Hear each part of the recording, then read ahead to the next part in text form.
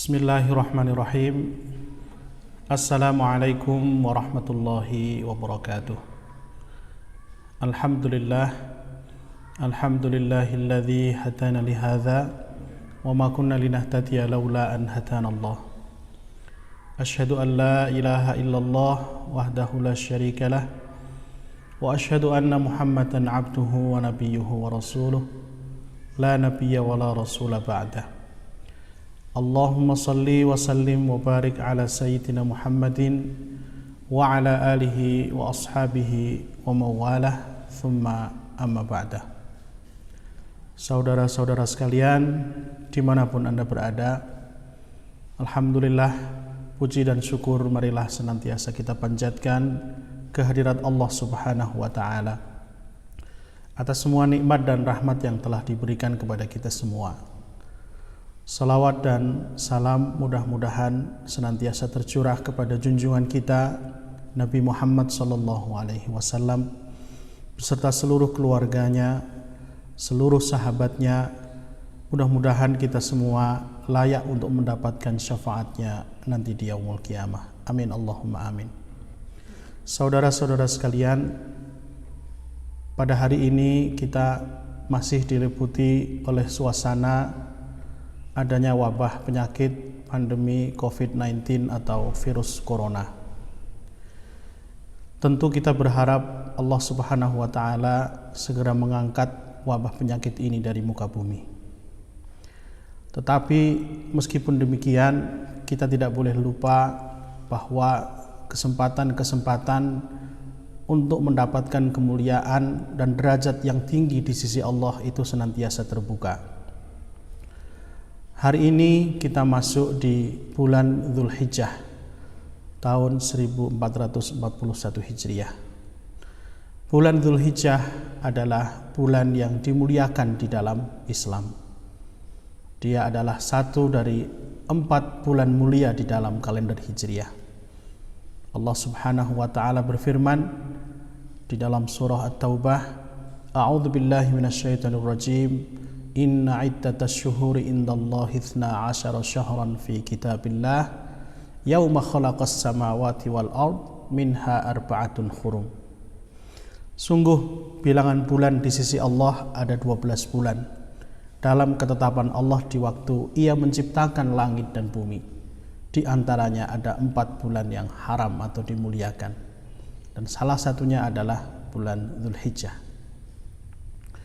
Dan bertambah mulia lagi bahwa di bulan Dzulhijjah ini, terutama di 10 hari yang pertama, itu adalah hari-hari yang terbaik di sepanjang tahun. Rasulullah SAW bersabda, An Ibni Abbas qala Rasulullah SAW, ma min ayyamin al-amalus salihu fiha ahabbu ilallahi min hadhil ayyam. Tidak ada hari-hari yang amal soleh di dalamnya lebih dicintai oleh Allah dibandingkan hari-hari ini, yakni ayyamul ashri, yaitu 10 hari pertama di bulan Dzulhijjah. Para sahabat kemudian bertanya, Ya Rasulullah, walal jihadu fi sabilillah? Wahai Rasulullah, apakah amal di hari-hari itu juga tidak bisa dikalahkan oleh pahala jihad fisabilillah? Kata beliau, walal jihad fisabilillah, bahkan pahala jihad pun tidak bisa mengalahkan amal-amal di 10 hari pertama bulan Dzulhijjah ini.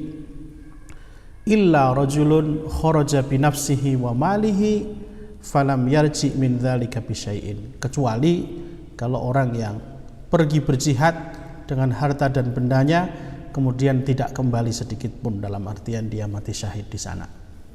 Nah, maka saudara-saudara sekalian, sebagai bagian dari umat Islam, marilah kita menyambut datangnya bulan Dzulhijjah ini dengan perasaan gembira dan juga lebih-lebih dengan semangat untuk bertaqarrub, beribadah kepada Allah subhanahu wa ta'ala. Mudah-mudahan Allah memberikan ridhonya kepada kita. Lalu apa saja yang harus kita amalkan di 10 hari pertama ini? Ada beberapa amalan yang diperintahkan oleh Allah dan Rasul, kami sebutkan secara ringkas. Yang pertama adalah menunaikan haji dan umroh. Ya, memang ini berkaitan dengan adanya wabah COVID-19. Ini ada kebijakan dari Kerajaan Saudi Arabia untuk membatasi orang yang bisa haji ke Masjidil Haram, ke Mas'aril Haram tahun ini. Nah, tentu ini sesuatu yang di luar dari kemampuan kita. Tetapi pada dasarnya haji dan umroh adalah amalan ibadah yang disyariatkan di bulan Dzulhijjah ini, dan pahalanya luar biasa besar. Orang yang berhaji dengan haji yang mabrur, falaisa lahu jazaa'un illal jannah. Dia tidak akan mendapatkan pahala kecuali surga. Jadi dijamin masuk surga. Lalu kemudian yang kedua, kita disunahkan untuk berpuasa pada tanggal 1 sampai 9 Dzulhijjah. Jadi ternyata Rasulullah Shallallahu Alaihi Wasallam dahulu itu juga membiasakan diri di 9 hari yang pertama itu berpuasa penuh. Diriwayatkan dari istri-istri Rasulullah, karena Rasulullah Shallallahu Alaihi Wasallam yasumu tis'a Dzulhijjah, bahwa Rasulullah Shallallahu Alaihi Wasallam dahulu selalu berpuasa di 9 hari pertama di bulan Dzulhijjah. Kalaupun kita tidak bisa berpuasa penuh selama 9 hari, maka minimal yang jangan sampai kita tidak melaksanakan adalah puasa di hari ke-9 yang dikenal dengan puasa Arafah. Sebab secara khusus Rasulullah menyebutkan keutamaannya, di mana beliau bersabda, yukaffiru as-sanatal madiyata wal baqiyah.